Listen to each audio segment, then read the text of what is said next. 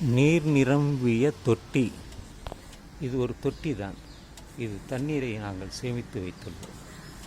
இதுபோல நீர் நிரம்பிய ஒரு தொட்டியில் ஒருவன் உள்ளே குதித்தான். அந்த தொட்டிக்குள் இருக்கக்கூடிய தண்ணீரில் அவன் குதித்தான். அப்பொழுது குதித்த பொழுது அதிலிருந்து தண்ணீர் வெளியானது. ஏன் தண்ணீர் வெளியானது என்று யோசனை செய்தான். தனக்கு எடையான சமமான தண்ணீரை அது வெளியேற்றியது என்பதை அறிந்து கொண்டான்.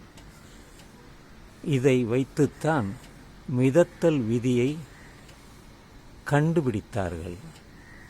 தனக்கு சமமான நீரை வெளியேற்றினால் எந்த பொருளும் அது மிதக்கும் என்பதையும் கண்டுபிடித்தான்.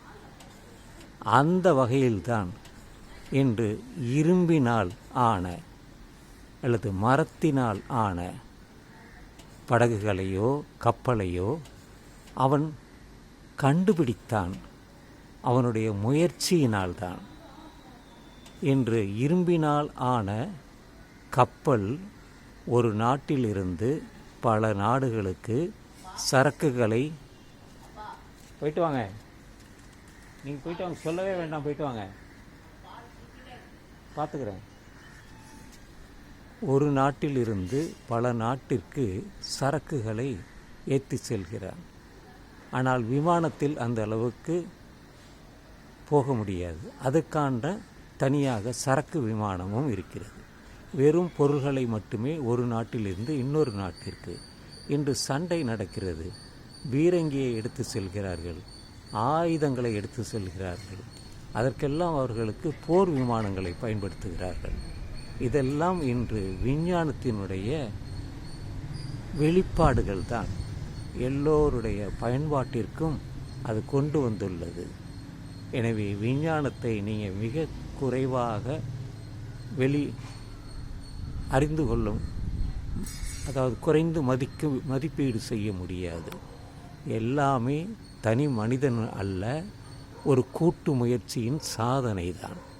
திரும்ப திரும்ப சொல்கிறேன், தனி மனிதன் ஒருத்தன் முயற்சிக்கிறான், மற்றவர்கள் ஒன்று சேர்ந்து அதை மாற்றி மாற்றி எல்லோருக்கும் பயன்படுவதாக செய்கிறார்கள் என்றால் அது மிகப்பெரிய சாதனை. அதை மறுக்கவும் முடியாது, உங்களால் மாற்றவும் முடியாது. நீ எத்தனை தெய்வங்களை வேண்டுமானாலும் வணங்கலாம், வழிபடலாம், செய்யலாம், தவம் இருக்கலாம். ஆனால் உங்களால் உங்களை பற்றித்தான் சாதிக்க முடியுமே தவிர உலக நன்மைக்காக உங்களால் சாதிக்க முடியாது. எவன் ஒருவன் முயற்சிக்கிறானோ அவன் வெல்கிறான். பொதுமக்களுக்காக, உலக நன்மைக்காக, உலகத்திற்காக என்பதை நீங்கள் நினைவில் நிறுத்திக் கொள்ளுங்கள்.